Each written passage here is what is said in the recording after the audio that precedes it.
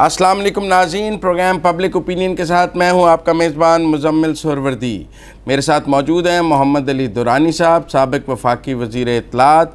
हम आज सबसे पहले प्रोग्राम के पहले हिस्से में बात करेंगे नए chief justice Pakistan justice Asif Saeed खोसा साहब ने हलफ उठा लिया है।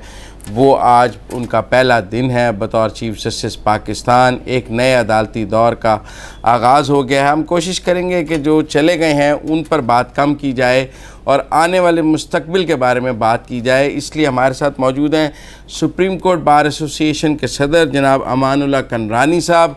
हम चूँकि इस वक्त बार और बेंच का एक बड़ा किरदार है, नए चीफ़ जस्टिस ने अपना विज़न दिया है। फुल कोर्ट से ख़िताब में अमानुल्लाह कनरानी साहब ने भी बहुत दिलचस्प बातें की हैं, वो बातें भी उनसे पूछनी हैं जो उन्होंने फुल कोर्ट में की हैं। तो हमारे साथ मौजूद हैं अमानुल्लाह कनरानी साहब। अस्सलाम वालेकुम दुरानी साहब। वालेकुम अस्सलाम। अस्सलाम वालेकुम अमानुल्लाह साहब। वालेकुम सलाम। अमानुल्लाह साहब, मेरे साथ स्टूडियो में मोहम्मद अली दुरानी साहब भी मौजूद हैं और वो भी आपसे बात करेंगे। दुरानी साहब जी करानी साहब, अस्सलाम वालेकुम। मामा वालेकुम सलाम दुरानी साहब, माशाल्लाह बहुत खुशी हुई आपसे बात करके। करानी साहब, आपसे तो एक पुराना दिहाइयों पे मोहब्बत वाला रिश्ता है सर हमारा, आपका दिहाइयों पे तालिब इल्मी के दौर का। तो मैं मुज़म्मिल साहब से दरख्वास्त करूंगा पहले ये कुछ सवालात करें, फिर कुछ हम भी मोहब्बत की बातें आपस में करेंगे। कनरानी साहब, आपने कल कहा है फुल कोर्ट में जब चीफ़ जस्टिस अलविदा हो रहे थे और नए चीफ़ जस्टिस आ रहे थे और बतौर सुप्रीम कोर्ट बार एसोसिएशन के सदर आपने वहाँ जो ख़िताब किया, आपने कहा कि सू मोटिव में अपील का हक़ दिया जाए। जब सुप्रीम कोर्ट के चीफ़ जस्टिस किसी चीज़ का सू मोटिव लेते हैं और उसे डिसाइड करते हैं तो उस डिसीजन के ख़िलाफ़ अपील का हक़ होना चाहिए। मैं ये जानना चाहता हूँ कि इसके लिए क्या सुप्रीम कोर्ट बार एसोसिएशन के सदर के तौर पर आप कोई पटिशन सुप्रीम कोर्ट में लेके जा रहे हैं कि वो फुल कोर्ट बनाकर ये राइट ऑफ अपील दे, या आपके ख्याल में पार्लियामेंट को इसके लिए कानून साजी करनी होगी? क्योंकि आपने बात की है, आगे का रास्ता नहीं बताया।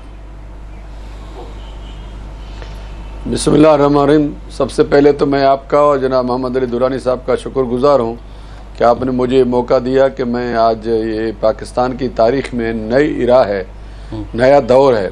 दौर तो बहुत गुजरे हैं, हर किस्म के चीफ जज साहिबान आए और उन्होंने अपना किरदार अदा किया और चले गए और हर एक के बारे में मुख्तलिफ बातें होती रही हैं।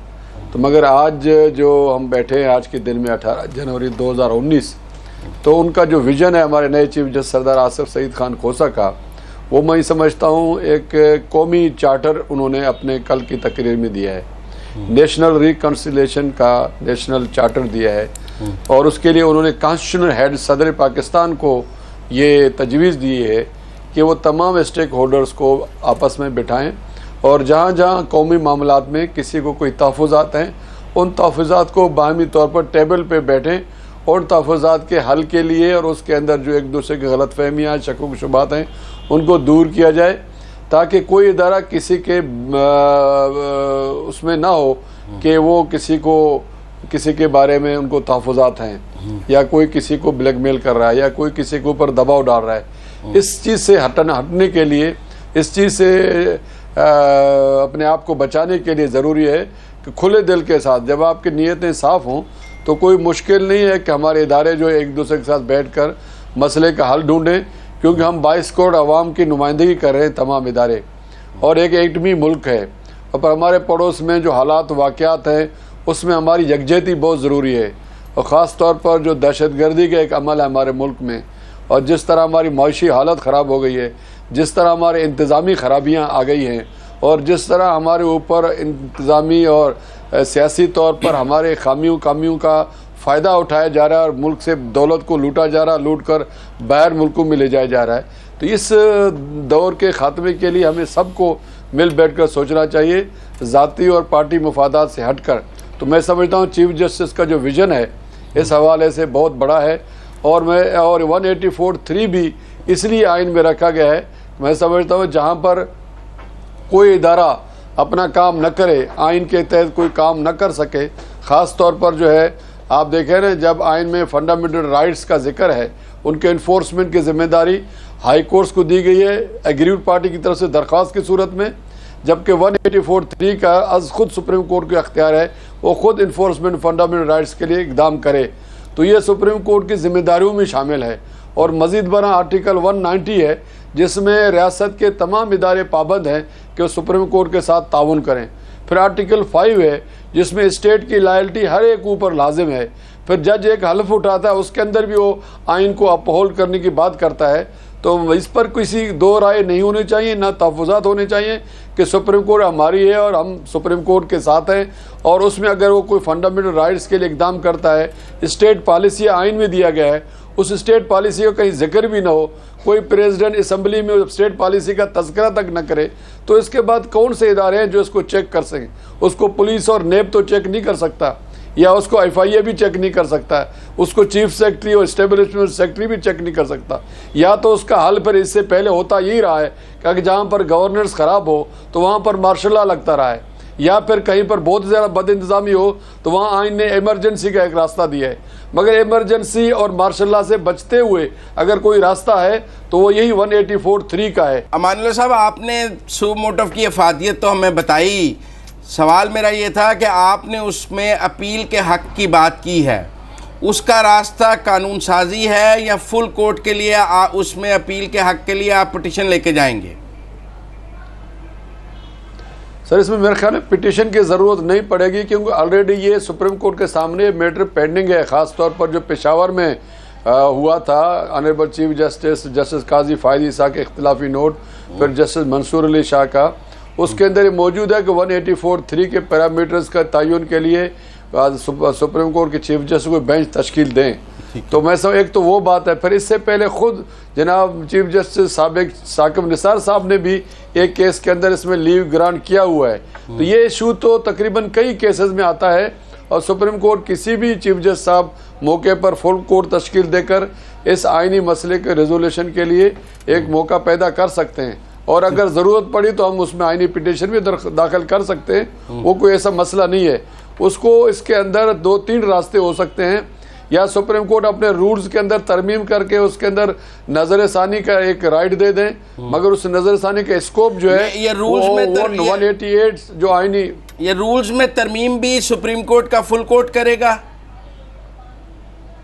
جی ہاں، وہ سپریم کورٹ کا اپنا کورٹ نہیں بلکہ ایڈمنسٹریٹولی وہ کرتے ہیں، اچھا، وہ ایڈمنسٹریٹولی اس کو جائزہ لے کر اپنے رولز کو ترمیم کر سکتے ہیں، مگر یہ اس میں کے اندر صرف نظر ثانی سے کام نہیں چلے گا، کیونکہ اس کو اگر 188 سے پڑھیں گے تو پھر ایسا نہ ہو کہ وہ پھر صرف سطحی باتوں پر جو ہے نظر ثانی ہوگی، مگر یہاں تو مکمل طور پر ہر ایک کو حق ہو، ایک فیصلے کے بعد دوسرے جو اپیل ہے وہ رائٹ ہوتا ہے، وہ as a matter of right کوئی ریمیڈی ملنی چاہیے، اس کا نام چاہے کوئی بھی ہو، نظر ثانی ہو، ریویو ہو، اور اس کے اندر جو ہے اپیل ہو، کوئی بھی رائٹ ہو، اس میں آنریبل سپریم کورٹ ججمنٹ کے ذریعے بھی یہ کہہ سکتی ہے فنڈامنٹل رائٹ کا تقاضا ہے کہ لوگوں کو رائٹ آف جو ہے آڈینس دیا جائے، امان اللہ صاحب تو یہ رائٹ سپریم کورٹ ججمنٹ میں بھی دے سکتی ہے۔ جی یہ بتائیں کہ کسی دوسرے ملک میں یہ رائٹ دیا گیا ہے؟ دیکھیں اس کا تو میں تفصیلی طور پر نہیں بتا سکتا ہوں، مگر وہاں پر اس کا استعمال بھی نہیں ہوتا اس طرح جس طرح ہمارے ملک میں مسائل ہیں۔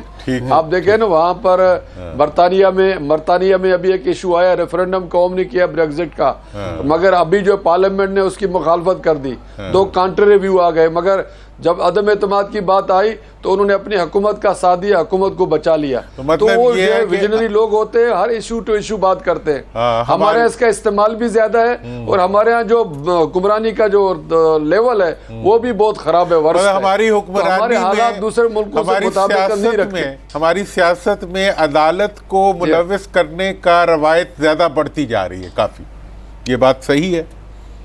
عدالت کو ملوث نہیں کیا جاتا ہے، عدالت مجبور ہوتی ہے کہ جہاں پر لوگ چیخ رہے ہوں، جہاں پر لوگ بلک رہے ہوں، جہاں پر ایک فساد ہونے کا خطرہ ہے، جہاں پر ایک ایسے حالات پیدا ہو جاتے ہیں جس سے ملک کا جو نظام ہے اس کو خطرہ پیدا ہو جائے، تو ملک کو بھیڑیوں کے ہاتھ میں تو نہیں چھوڑا جا سکتا، اور اگر کہیں پر آگ لگ جائے اس آگ کو بجھانے کے لیے آپ انتظار نہیں کریں گے، آپ کسی گھر سے نلکے کا اجازت لے لیں اور پھر پانی اٹھائیں اور اس کو بجھائیں، اگر آگ لگی ہو تو ہر طرف سے ہر ایک کا فرض بنتا ہے اس کو بجھائے، تو یہ حکومتیں آئین کے تحت قائم ہیں اور آئین کے اندر قائم کرنا چاہیے، اور یہ کوشچن آنریبل چیف جسٹس نے کل اپنی تقریر میں کہی ہے کہ جناب پارلیمنٹرین کا کام فنڈز کا استعمال نہیں ہے، پارلیمنٹرین کا کام پوسٹنگ ٹرانسفر کرنا نہیں ہے، ان کا کام لیجسلیشن کرنا ہے.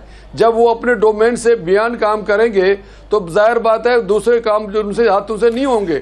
اس میں ایک چیز ہے، پھر وہ اپنے خود اس میں انوالو ہو جاتے ہیں، اس میں یہ بتائیں، انٹرسٹ آ جاتا ہے اس میں یہ بتائیں کہ اگر پارلیمنٹیرین پھر بھی یہ کرتے رہتے ہیں کہ وہ فنڈز کے استعمال اور ٹرانسفر پوسٹنگز کے علاوہ کچھ نہیں کرتے، ایسی صورت میں عدالت کیا کر سکتی ہے؟ سر دیکھیں ایسی صورت میں کل آنریبل چیف جسٹس نے یہ بتا دیا ہے کہ بھائی اگر یہ ایشوز ہیں سو اگر سمجھتے ہیں کورٹس مداخلت کرتی ہیں، سمجھتے ہیں کہ ایجنسیز مداخلت کرتی ہیں، آپ سمجھتے ہیں آرمی کا کوئی رول ہمارے اندر ہے، آپ سمجھتے ہیں کہ پارلیمنٹیرین کو کوئی کام نہیں کر رہا یا کام نہیں کرنے دیا جا رہا ہے، یہ ایسے ایشوز ہیں بلیم گیم کے، تو اس کے حل یہی ہے کہ اپنا پریزیڈنٹ آف پاکستان تمام اسٹیک ہولڈرز کو بلائیں اور وہاں بٹھا کر ان ایشوز کو ریزالو کریں. لیکن کس نے کیا کام کرنا ہے، ٹرکٹیوٹی آف پاور ہے، کس اس کے قانون لیے کے تحت؟ ہاں یہ بڑا اہم ہے امان اللہ صاحب کہ پریزیڈنٹ کس قانون اور کس اختیار کے تحت سب کو بلا کے ایسا کوئی فورم تشکیل دیں. یہ ایسی کوئی آئین میں یا قانون میں ایسی کوئی گنجائش تو موجود نہیں ہے. ہمارے سیاستدان جب چارٹر آف ڈیموکریسی پر بیٹھتے ہیں اور اس کے بعد اس کو صحیفہ کر کے پیش کرتے ہیں تو اگر پریزیڈنٹ ہاؤس میں بیٹھ کر والنٹرلی ایک چارٹر، قومی چارٹر، ایک ویژن دیا جائے، ایک پالیسی دی جائے تو آئین کے تحت اس پالیسی کو انفورس کرنے کے لیے ہر ادارہ اپنے اپنے پیرامیٹر میں کام کرے گا. اس میں کوئی ڈائریکشن نہیں ہوگی، اس میں فیوچر کا جو آؤٹ لائنز ہیں وہ طے کیے جائیں گے. ہر ایک کا اپنا اپنا ڈومین ہے، اس آؤٹ لائن کو اوپر انفورسمنٹ کے لیے ایک قسم کے عہد تجدید کیا جائے گا، ایک قسم کا عہد کیا جائے گا، ہم اپنے اپنے ڈومین میں کام کریں گے. تو اس میں اگر پریزیڈنٹ کے ساتھ بیٹھ کر ایک ڈائلاگ کیا جائے تو اس کو کوئی قانونی انفورسمنٹ کی بات نہیں ہے، اس میں بات ہے اخلاقیات کی، اس میں بات ہے اخلاقیات کی، اس میں بات ہے آپ کے قومی درد کی. اگر آپ درد محسوس کرتے ہیں، آپ نے کل وہ بھی بات کی ہے کہ ججز کے جو ریمارکس ہیں ان کی بھی کوئی، انہوں نے بہت جو عدالت کا ماحول ہے وہ خراب کیا ہے، بہت ہارش ہیں. آپ نے کہا اس پر بھی کوئی لمٹس ہونی چاہیے. آپ کے خیال میں یہ ریمارکس کی رپورٹنگ بند ہونی چاہیے میڈیا میں یا انہیں ریمارکس دینا بند کرنا چاہیے؟ میں سمجھتا ہوں میرا مطلب یہ ریمارکس کا ججمنٹس کے اندر ریمارکس ایسے آتے ہیں جس میں ججز کے کنڈکٹ کے بارے میں کہا جاتا ہے. تو ماضی میں ایسا ہوا جب کبھی ایسے ریمارکس آئے ہیں تو وہ ججز اپنے عہدوں پر قائم نہیں رہے. تو میں نے صرف یہ سوال کیا تھا کہ ایسے ججز ابھی بھی موجود ہیں جن کے خلاف ریمارکس ہیں اور ایسے ججز بھی ہیں جو ریمارکس کے بعد استعفیٰ دے کے چلے گئے. تو یہ دو رنگی ختم ہونی چاہیے. جس کے خلاف ریمارکس ہے ایک تو بیٹھا ہوا ہے لاہور ہائی کورٹ میں اور باقی ججوں کو کہا جائے تم لوگ چلے جاؤ یا چلے گئے ہیں. تو یہ چیزیں میں نے ہائی لائٹ کی تھی. باقی جہاں تک میڈیا کی بات ہے کہ آبزرویشن کی، ریمارکس کی، تو وہ تو کسی بھی دنیا کے قانون میں نہیں ہے کہ ریمارکس کا ٹکر بنا دے. یہ تو صرف ہمارے ہاں ایک آزادی ہے، اس کا جو رائٹ آف ایکسپریشن ہے اس کے گارب میں یہ کچھ کیا جاتا ہے، ورنہ اس سے ذہن بھی خراب ہوتے ہیں. اس میں ججز کی اپنی آزادی بھی جو ہے وہ سلب ہو جاتی ہے. اس میں ججز اب باقاعدہ ریمارکس بھی نہیں دیتے. وہ ریمارکس کا مطلب یہ ہوتا ہے کہ وہ کیس کو سمجھا جائے تاکہ اگلے سے جواب مانگے. وہ اگر وہ ایسا سوال کرتے تو یہ بتا دیا جاتا ہے میڈیا کے اندر شاید جج کی رائے یہی ہے. جج کا سوال کبھی اس کے رائے نہیں ہوتی ہے، جج سمجھنے کے لیے وہ بات کرتا ہے. مگر ابھی میڈیا میں اتنی چیزیں آ گئی ہیں تو وہ بھی خاموش بیٹھ کر سنتے ہیں، زیادہ ریمارکس نہیں دیتے اور زیادہ ریمارکس دیتے ہیں بعد میں فیصلہ اس کے برعکس آتا ہے تو لوگوں میں غلط فہمی پیدا ہو جاتی ہے. آپ یہ کہہ رہے ہیں، جب تک پروسیڈنگ چل رہی ہوتی ہے فائنل نہیں ہوتا ہے. جی جی آپ یہ فرما رہے ہیں کہ یہ جو ریمارکس کی رپورٹنگ ہے میڈیا کے اندر یہ قانونی روایت نہیں ہے، اس کو ختم ہونا چاہیے. بالکل بالکل. اور میں سمجھتا ہوں میڈیا کو فیصلوں کے اوپر لکھنا چاہیے، بولنا چاہیے، مگر ریمارکس کو چھاپنا بھی نہیں چاہیے، اس کو ٹکر بھی نہیں بنانا چاہیے. ایک ذمہ دارانہ صحافت کا تقاضا ہے. تو ہم یہ اگر کریں تو اس سے بہت سارے لوگوں کے ذہنوں کے اندر خلفشار آ جاتا ہے، لوگوں کے ذہنوں میں انتشار پھیلتا ہے، وہ ختم ہو جائے گا. لیکن میں ایک سوال آخری آپ سے اور کرنا چاہتا ہوں کیونکہ نئے چیف جسٹس نے کہا ہے کہ پینڈنگ لیٹیگیشن کے آگے ڈیم بنانے کی بات کی ہے، فریولس لیٹیگیشن کے آگے ڈیم بنانے کی بات کی ہے. بار کا کیا رول ہوگا اس ویژن میں؟ عدالتوں میں ہڑتالیں وکلاء کی جانب سے، اب تو ججز بھی ہڑتال کرتے ہیں اسلام آباد میں، ہم نے دیکھا، جس کی پہلے روایت نہیں تھی. تو یہ جو ہڑتالوں کا کلچر اور پینڈنگ لیٹیگیشن میں جو وکلاء لیٹ کرتے ہیں لیٹیگیشن کو، اس میں کسی نئے کوڈ آف کنڈکٹ کو آپ دیکھتے ہیں بار اور بینچ کے درمیان؟ تو سب سے پہلے تو میں ان کا یہ جو ویژن ہے اس کو خیر مقدم کرتا ہوں اور تھوڑی یہ وضاحت کرتا ہوں کہ یہ جو پینڈنسی ہے یہ سپریم کورٹ کی ذمہ داری نہیں ہے. بیسیکلی یہ پینڈنسی ہے ہائی کورٹس کی، اور ہائی کورٹ کے بعد جو لوور کورٹس ہیں، سب آرڈینیٹ کورٹس ہیں، ان کی ہے. اور سب آرڈینیٹس کو کنٹرول جو ہے کانسٹیٹیوشنلی ہائی کورٹس کے پاس ہوتا ہے. سپریم کورٹ ایک اپیلیٹ اتھارٹی ہے. ایڈمنسٹریٹیولی سپریم کورٹ کچھ بھی نہیں کر سکتی سوائے اس کے کوئی فیصلہ دے ایڈمنسٹریٹیولی. ورنہ یہ دیکھیں جو جوڈیشل پالیسی بنتی ہے اس کو بھی پیچھے کوئی کور نہیں ہے قانونی. جس طرح آپ کہتے ہیں، میں نے کہا جب نیشنل ڈائلاگ کی بات کرتے ہیں آپ کہتے ہیں کس قانون کے تحت یہ جوڈیشل پالیسی بنی تھا، اس کے پیچھے بھی کوئی قانون نہیں ہے. آپ یہ سارے سیاستدان جب بیٹھتے ہیں اس کے پیچھے بھی کوئی قانون نہیں ہوتا ہے. ایک اخلاقی بائنڈنگز ہوتی ہیں کہ آپ اپنے آپ کو باؤنڈ کرتے ہیں، ہم ان اصولوں کے مطابق چلیں گے. تو اس حوالے سے میں سمجھتا ہوں کہ یہ سپریم کورٹ کے چیف جسٹس نے جو کہا ہے وہ اس کی بائنڈنگ فورس نہیں ہوگی سوائے اس کے جب تک کوئی فیصلہ نہ دیں. یہ زیادہ ہوپ نہیں رکھنا چاہیے کہ چیف جسٹس صاحب آ گئے تو کل سے کیسز جلدی سماعت ہونا شروع ہو جائیں گے. اس کے لیے سخت قسم کے اقدامات ہوں گے. ججمنٹس اگر دیں گے ان کے خلاف، ججز کے خلاف ریمارکس دیں گے جو ڈیلے کرتے ہیں، یا کوئی فیصلے کے اندر پیرامیٹر دیں گے جیسے انہوں نے پہلے دیے ہیں، جس آصف سعید کھوسہ صاحب نے بہت کرمنل لا کو بہت ایلیبوریٹ کیا ہے. تو اس طرح ان کو بہت کام کرنا ہوگا اس ڈیلے کو کے ریڈکشن کے لیے، یا قانون سازی کو انفورس کرنا ہوگا. حالانکہ ہر قانون کے اندر یہ چیزیں موجود ہیں، اس میں ٹائم فریم بھی دیا جاتا ہے. نیب کے اندر ہے، اس کے اندر اینٹی ٹیررزم کوڈ کے قانون میں لکھا ہوا ہے. کئی جگہوں پر قانون نے بہت سارا ٹائم فریم دیا مگر ہوتا نہیں ہے. تو اس لیے اس کے لیے ایکسٹرا آرڈنری میئرز کی ضرورت ہوگی. اور جسٹس آصف سعید کھوسہ صاحب جو ہیں وہ ڈائنامک شخصیت ہے ان کی، مجھے ان سے امید ہے وہ ضرور یہ کام کریں گے، ججمنٹس کے تھرو اس کو انفورسمنٹ کرائیں گے اس کی. اور پھر جو انہوں نے بات کی ہے کہ ہم تمام اسپیشل کورٹ ختم کریں گے، ہم اس کا خیر مقدم کرتے ہیں. یہ بہت بڑا اچھا اقدام ہے، مگر اس کے لیے حکومت کو تعاون کرنا ہوگا کہ ججز کی تعداد بڑھانی ہوگی. سیشن کورٹ کی تعداد، سیشن ججز کی تعداد اور ایڈیشنل سیشن ججز کی تعداد، مجسٹریٹس کی ہائی کورٹس کے اندر ان کی تعداد بڑھانی ہوگی، تب جا کر مسئلہ حل ہوگا. اسپیشل کورٹ سے کام ڈیلے ہوتا ہے، کام نمٹتا نہیں ہے. اور صحیح کہا آنریبل چیف جسٹس نے، اس کے اندر ریمیڈیز کا مسئلہ آتا ہے، اپیل کا مسئلہ آتا ہے، ریویو کا، پھر کانسٹیٹیوشن پٹیشن میں لوگ چلے جاتے ہیں. نہیں یہ خصوصی عدالتوں میں امان اللہ صاحب، یہ خصوصی عدالتوں میں NAB court, banking court, labour court, دہشت گردی کی عدالتیں، یہ ساری خصوصی عدالتیں ہیں. اور چیف جسٹس صاحب ان کو فوجی عدالتیں، ان سب کو ختم کر کے وہ یہ چاہتے ہیں کہ بینکنگ کے، دہشت گردی کے، نیب کے، احتساب کے سب مقدمے عام عدالتوں میں چلیں. نہیں، انہوں نے اپنی تقریر میں واضح کر دیا، جو ایکسیپشن دیا انہوں نے فوجی عدالتوں کو. انہوں نے کہا اگر پارلیمنٹ چاہتی ہے اس کے ٹائم فریم ایکسٹینشن کی، فوجی عدالتیں تو عدالت کے زمرے میں نہیں آتی ہیں.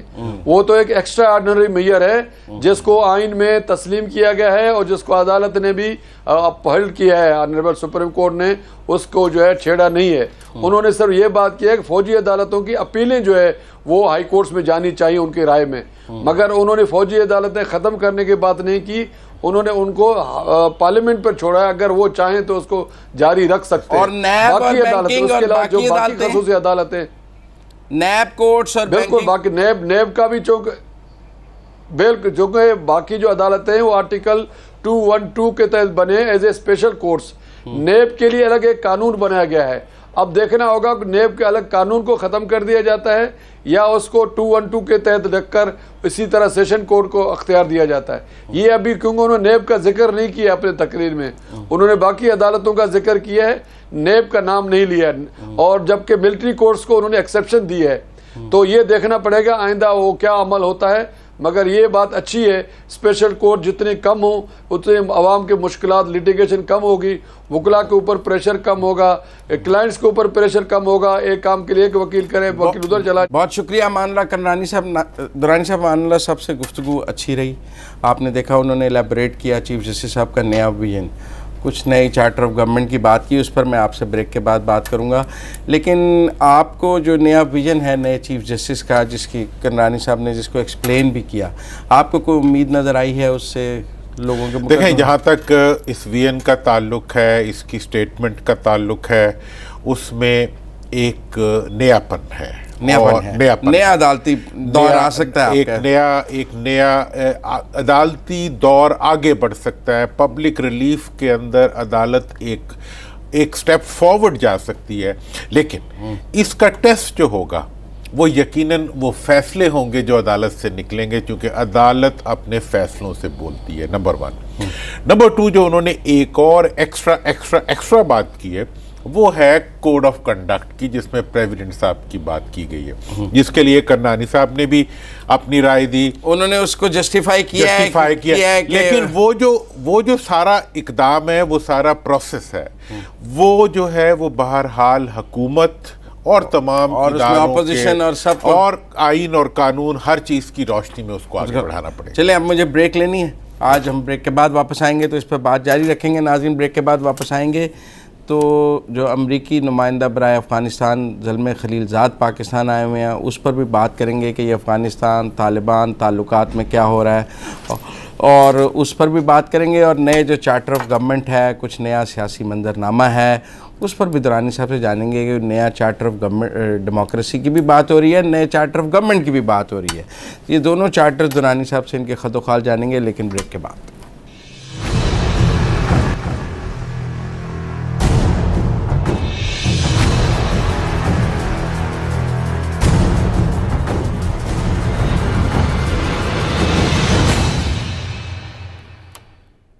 بریک کے بعد خوش آمدید ناظرین. بریک کے اس حصے میں ہمارے ساتھ موجود ہوں گے سینئر صحافی سلیم صافی صاحب، لیکن ان کا تعارف تو محمد علی درانی صاحب کرائیں گے. ہم بات کریں گے زلمے خلیل زاد کے دورہ پاکستان، طالبان کے جو اسلام آباد میں آئندہ ہونے والے مذاکرات پہ.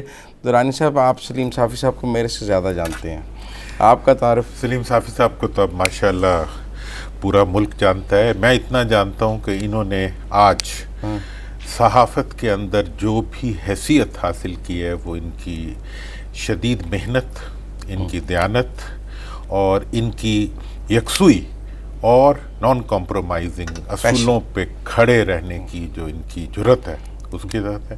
اللہ تعالیٰ انہیں زندگی دے اور ان کی جرت اور ان کی استقامت کو قائم رکھے. اس کو سلام بھی پیش کریں. ان کو ہم سلام. السلام علیکم صافی صاحب، آپ نے درانی صاحب سے اپنا تعارف سن لیا ہے. جی وعلیکم السلام. مزمل صاحب، درانی صاحب ہمیشہ سے ایک مشفق بھائی اور استاد کی حیثیت میں انہوں نے ہماری رہنمائی بھی کی ہے، اور جن الفاظ سے انہوں نے مجھے یاد کیا میں اس کا مستحق تو نہیں ہوں، لیکن انہوں نے ہمیشہ اسی شفقت کا مظاہرہ کیا. اور جو کچھ میں ہوں آج تو اس میں ماں کی دعا کے سوا جو چند ایک بھائیوں کی رہنمائی کا اثر ہے اس میں درانی صاحب بھی سر فہرست ہے. تو اگر کچھ کریڈٹ ہے تو وہ ان جیسے بھائیوں کو جاتا ہے، جو خامیاں ہیں وہ میری ذات ہی ہیں. ٹھیک ہے، بس ہمارا فخر ہے. آپ اللہ آپ کو زندگی دے. سوال سیدھا یہ ہے کہ 2015 کے واقعات سے ہم نے سبق نہیں سیکھا جو ہم نے مری میں طالبان کے مذاکرات کرائے، اور اب 2019 میں ہم پھر اسلام آباد میں مذاکرات کروانے جا رہے ہیں. کیوں پاکستان طالبان اور امریکہ کے ساتھ دوبارہ مذاکرات کروانے جا رہا ہے؟ مزمل صاحب، ایک تو فرق بھی ہے بنیادی 2015 کے مذاکرات میں اور آج کے مذاکرات میں، ہمارے داخلی حوالے سے بھی اور خارجی حوالے سے بھی. 2015 میں جب وہ مذاکرات ہو رہے تھے تو پاکستان میں سول اور ملٹری لیڈرشپ ایک پیج پہ نہیں تھے، بلکہ ان کے مابین شدید تناؤ پایا جاتا تھا. اور آج اس وقت جو وفاق میں جو حکومت ہے وہ اور پاکستان کی ملٹری وہ مکمل طور پر ایک پیج پہ ہیں. دوسری بات یہ کہ اس وقت امریکہ نے کوئی خاص انٹیمیٹ نہیں کیا تھا کہ فیوچر کے حوالے سے اس کے ارادے کیا ہیں، اور اب جو ڈونلڈ ٹرمپ نے جو اشارے دیے ہیں یا پچھلے سالوں میں خود جتنا ڈرا ڈاؤن امریکہ نے کیا ہے، تو پاکستان کی اپنی بھی ضرورت ہے امریکہ یا کسی اور ملک سے زیادہ کہ وہ سلوشن کے لیے کوئی رستہ نکالے. کیونکہ اگر افغانستان میں کوئی سیاسی مفاہمت کیے بغیر امریکی افغانستان سے نکل جاتے ہیں یا بھاگ جاتے ہیں، جس طرح کہ 89 میں سوویت یونین نکلا تھا، درانی صاحب ان واقعات کا کسی نہ کسی حد تک حصہ بھی رہے ہیں اور خود بڑے شاہد بھی رہے ہیں. تو میری اپنی ذاتی رائے بھی یہ ہے کہ ہمیں وہ 90 سے کئی گنا بڑھ کے تباہی افغانستان میں دیکھنے کو ملے گی، اور خود پاکستانی حکام بھی اس چیز کو ریئلائز کرتے ہیں. اور اس وقت تو پھر بھی یہ تھا کہ سوویت یونین نکل گیا، لیکن اس کو پھر اپنی فکر پڑی رہی. امریکہ یہاں سے نکلنے کے بعد بھی اس کے ایک بڑی طاقت یا سپر طاقت ہونے کی حیثیت ختم نہیں ہو سکے گی. دوسرا، اس وقت 2 فریق رہ گئے افغانستان میں، ایک نجیب حکومت اور ایک مجاہدین. اس وقت امریکی اپنے پیچھے کئی فریق چھوڑ جائیں گے، اور ظاہری بات ہے کہ اس کے بعد جو خانہ جنگی ہوگی، جو خونریزی ہوگی، اس کا اثر تو سب پڑوسیوں پہ پڑے گا، لیکن سب سے زیادہ پاکستان پہ پڑے گا. اس لیے اگر امریکہ کا ڈیمانڈ نہ بھی ہو، دوست ممالک کا دباؤ نہ بھی ہو، تو یہ خود پاکستان کی اپنی بھی ضرورت ہے کہ وہ امریکیوں کے انخلا سے پہلے افغانستان میں کوئی پیسفل سلوشن کے لیے راستہ ہموار کرے. لیکن دیکھیں نا جی، تنازع تو یہ ہے کہ وہ طالبان کہتے ہیں کہ مائنس اشرف غنی امریکہ ہم سے بات کرے، اور اشرف غنی کہتے ہیں کہ ہم بیچ میں بیٹھیں گے تو بات ہوگی. تو اس جو سلوشن ہے، اس ٹرائنگل کا کیا حل ہے؟ ہم نے یہ تو سنا کہ سعودی عرب، قطر، UAE ساتھ ہوں گے، یہ نہیں سنا کہ اشرف غنی ہوں گے یا نہیں ہوں گے. پچھلے دنوں ان کے بھی نمائندے آئے ہوئے تھے، آپ نے ان کا انٹرویو بھی کیا. اب زلمے خلیل زاد آئے ہیں. یہ جو ایک پوائنٹ تھا، اس کا کوئی حل نکلا ہے؟ نہیں، دیکھیں اس وقت تو ایک سب سے بڑی رکاوٹ جو ابھی تک ہے وہ ایک تو یہی ہے کہ ابھی سردست طالبان افغان حکومت کے ساتھ براہ راست مذاکرات پہ آمادہ نہیں ہے. دوسرا، پھر طالبان کا جو موقف ہے افغان حکومت سے متعلق، وہ اور افغان حکومت کا جو ابھی تک موقف رہا ہے اپنے کانسٹیٹیوشن اور نظام کے حوالے سے، تو ان دونوں کے مابین مفاہمت بظاہر بڑی مشکل بھی نظر آتی ہے. امریکہ اور طالبان کے درمیان راستہ بڑی آسانی سے نکل سکتا ہے، لیکن افغان حکومت اور طالبان کا پیچ اپ وہ مشکل ہے. تو اور اسی مسئلے کو حل کرنے کے لیے تو مذاکرات ہو رہے ہیں. اگر طالبان افغان حکومت کے ساتھ بیٹھنے کو تیار ہوتے، اور اگر کوئی وہ ان کے ساتھ شراکت اقتدار پہ آمادہ ہوتے، تو پھر تو نہ زلمے خلیل زاد کی ضرورت تھی، اور نہ پاکستان کی ضرورت تھی، اور نہ کسی اور کی ضرورت تھی. چونکہ بدقسمتی سے وہ دونوں آپس میں نہیں بیٹھ رہے تھے، اور ان دونوں کا پیچ اپ مشکل تھا. اس لیے افغانستان میں دخیل بھی بہت سے لوگ ہو گئے ہیں، بہت سے ممالک ہو گئے ہیں، اور اس لیے اب سلوشن کے لیے بھی امریکہ، روس، پاکستان، قطر، سعودی عرب اور اس طرح بہت سارے ممالک اپنا کردار ادا کر رہے ہیں، اور ان سے کردار کا مطالبہ بھی کیا جا رہا ہے. آپ درانی صاحب اس میں ایک بات آپ نے جو امریکہ کے ریفرنس سے کہی، کیا امریکہ افغانستان کو چھوڑ کے جا سکتا ہے اس ریجن کے حالات کو دیکھتے ہوئے، وہاں جو اس کی اسٹیبلشمنٹ ہے اس کو دیکھتے ہوئے، اور ان کے جو پینٹاگون کے انٹرسٹس ہیں ان کو دیکھتے ہوئے؟ کیا آپ یہ سمجھتے ہیں کہ واقعی یہ کوئی آپشن ہے کہ امریکہ وہاں چھوڑ کے چلا جائے اور افغانستان اس طرح جس طرح روس چھوڑ کے گیا تھا؟ دیکھیے درانی صاحب، ایک تو اس وقت بھی پوزیشن یہ ہے کہ امریکہ میں تمام ادارے ایک پیج پہ نہیں ہیں. اس وقت ڈونلڈ ٹرمپ یا وائٹ ہاؤس کی سوچ کچھ اور ہے، اسٹیٹ ڈپارٹمنٹ کی سوچ کچھ اور ہے، اور وائٹ ہاؤس اور یہ پینٹاگان اور CIA وغیرہ کی سوچ کچھ اور ہے. ماضی میں بھی ان کے درمیان تناؤ رہا ہے، اور سب کی پالیسیاں مختلف رہی ہیں. اگر آپ جو مختلف اس حوالے سے کتابیں سامنے آئی ہیں خود امریکی آتھرز کی بھی، تو اس میں یہ ساری چیزیں بڑی تفصیل کے ساتھ انہوں نے ان کا ذکر بھی کیا ہے، ریفلیکٹ بھی کی ہے. جو 9/11 کے بعد ہم دیکھتے ہیں، اب دیکھیں بیفور 9/11 ایک سینٹرل ایشین ریسورسز بھی تھے، چین بھی افغانستان کے بارڈر پہ تھا، اور پاکستان کی ایٹمی قوت بھی تھی. لیکن اس کے باوجود امریکی سوویت یونین کے انخلا کے بعد افغانستان کو چھوڑ کے یہاں سے چلے گئے. اور ہم یہ گلہ کرتے رہے، اس وقت شکوہ کرتے رہے کہ انہوں نے افغانستان کو مکمل طور پر بھلا دیا ہے. پھر 9/11 کے بعد جب وہ یہاں پہ آئے تو امیجیٹ جس چیز نے ٹریگر کیا امریکیوں کو کارروائی کے لیے، وہ تو 9/11 کا واقعہ ہی تھا. لیکن اس کے بعد ہم نے دیکھا کہ ان کے اداروں نے اور CIA وغیرہ نے وہ جو لانگ ٹرم منصوبے تھے، چین پہ نظر رکھنا، وسطی ایشیا کے ریسورسز پہ قبضہ کرنا، تو مسلسل پھر ہمیں امریکیوں کا رجحان یہ نظر آتا ہے کہ وہ افغانستان میں لانگ ٹرم قیام چاہتے ہیں. پھر اس کے بعد ایک اور فیز آتا ہے کہ عراق وار یعنی افغانستان کو پوری طرح سنبھالے بغیر امریکی یہاں سے جا کے عراق میں چلے گئے. پھر بش کے دور میں تو ایک پالیسی کنٹینیو کرتی رہی. جب اوباما صاحب آ گئے تو اوباما صاحب نے بھی دو متضاد رجحانات میں ایک پالیسی دے دی. ایک طرف انہوں نے سرچ کر لیا, فوج بڑھا دی, پیسے بڑھا دیے, اور دوسری طرف اس کے ساتھ ساتھ انہوں نے انخلا کے لیے وہ تاریخ بھی دے دی, اور جب وہ رخصت ہو رہے تھے تو انہوں نے ڈرا ڈاؤن بھی کر لیا تھا. اس مرتبہ جب ڈونلڈ ٹرمپ آئے تو شروع میں اس کی پالیسی بھی کسی حد تک وہ اوباما کی ابتدا والی پالیسی لگ رہی تھی کہ پہلے اس نے پاکستان کو بھی دھمکیاں دی اور یہ کہا کہ ہم وہاں طاقت استعمال کریں گے, یہ کریں گے, وہ کریں گے.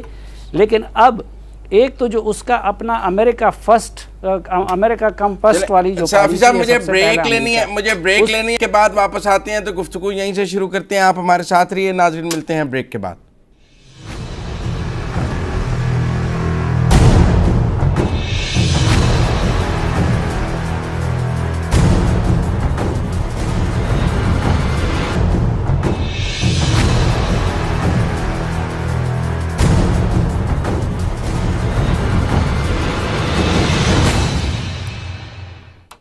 بریک کے بعد خوش آمدید ناظرین. بریک سے پہلے ہم سلیم صافی صاحب کے ساتھ کچھ افغانستان پر بات کر رہے تھے. صافی صاحب, ایک پاکستان کا بڑے تحفظات رہے ہیں افغانستان میں بڑھتے ہوئے بھارتی اثر و رسوخ, بارڈر کے قریب بھارتی کونسلیٹس, وہاں سے بھارت کی دراندازی پاکستان میں. اب وہ اس سب کو ہم پس پش ڈال گئے ہیں, یا ہم نے اس میں بھی کچھ افغانستان سے بات کر رہے ہیں کہ وہ سب بھی ختم ہو, یا وہ ایشو ہی نہیں ہے؟ ایک تو مزمل صاحب یہ پہلا پروسیس ہے کہ جس میں قطر, سعودی عرب, UAE اور اس طرح کے ممالک بھی انوالو ہے. ایران کو افغان حکومت خود باخبر بنا رہی ہے, روس اور چین کو بھی باخبر بنا دیا گیا, لیکن انڈیا صرف انفارمڈ ہے, اس کا کوئی رول نہیں ہے اس میں. اور دوسرا, افغان حکومت نے بڑے واضح الفاظ میں, ابھی جو اشرف غنی کے نمائندے آئے تھے یا باقی چینل سے, افغان حکومت پہلی مرتبہ پاکستان کے سامنے آپ یوں کہیں کہ ایک لحاظ سے سرنڈر والی پوزیشن میں آ گئی ہے, اور وہ یہ یقین دہانی کرا رہی ہے کہ اس حوالے سے وہ پاکستان کے تمام کنسرن کو ایڈریس کرنے کو تیار ہے. اور آپ نے چونکہ ضمناً تو بات کر لی, لیکن ایک لگ رہا ہے کہ ہم پہلے رشیا جا رہے تھے, چائنا جا رہے تھے, ٹرکی کے ساتھ تھے, ایک اینٹی امریکن بلاک میں جا رہے تھے افغانستان کے حوالے سے, اور یہ ظلم خلیلزاد کے آتے ہی ہم نے پھر پرو امریکن شفٹ لے لیا ہے. آپ کے خیال میں ہم نے یو ٹرن لیا ہے فارن پالیسی میں پھر افغانستان کے حوالے سے؟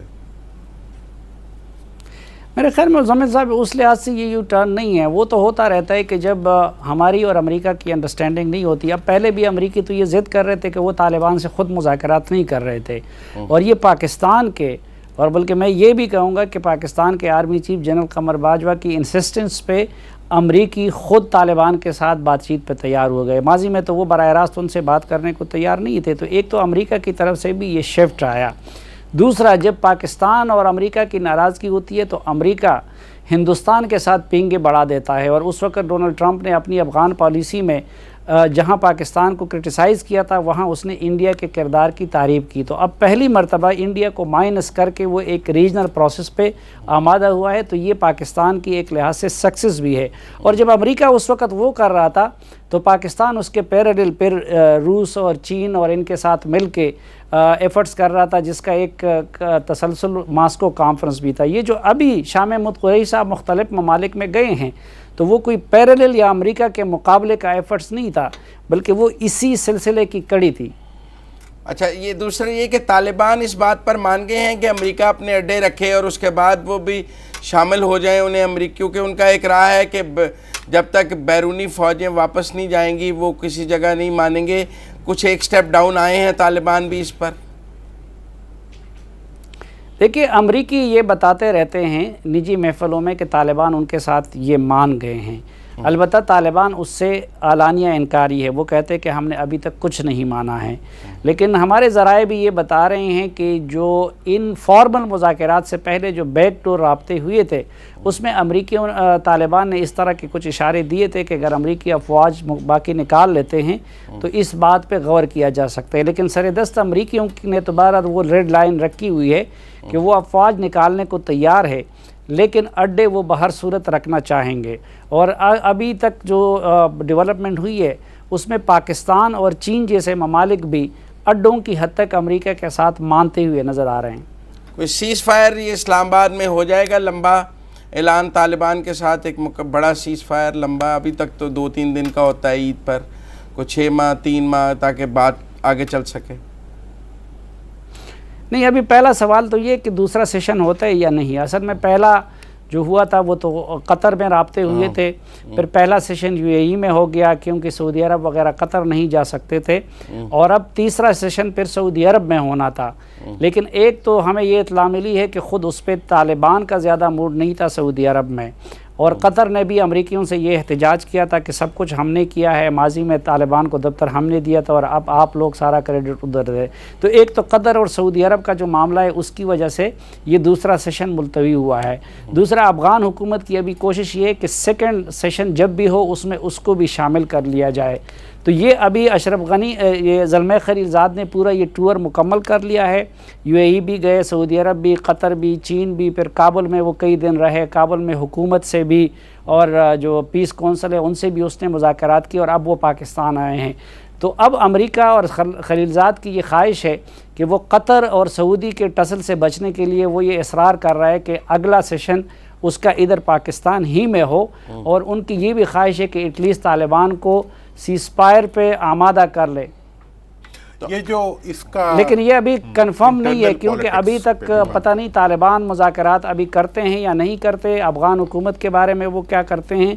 अलबत्ता पाकिस्तान की ये ख्वाहिश और कोशिश है, और पाकिस्तान पूरी तरह कोऑपरेट कर रहा है कि न सिर्फ ये कि तालिबान और अमेरिका का दूसरा सेशन हो, बल्कि पाकिस्तान अब ख़ुद ये भी चाहता है कि उसमें अफ़गान हुकूमत भी शामिल हो। आखिरी सवाल दुरानी साहब आपका। हाँ, ये जो इंटरनल पॉलिटिक्स है अफगानिस्तान की, उसके ऊपर इसके क्या असरात आपको नज़र आ रहे हैं? अशरफ गनी के मुस्तकबिल के ऊपर, करज़ई के मुस्तकबिल के ऊपर, और पश्तून और शुमाली इत्तेहाद के मुस्तकबिल के ऊपर? कहते हैं शुमाली इत्तेहाद को बहुत रिजर्वेशंस हैं।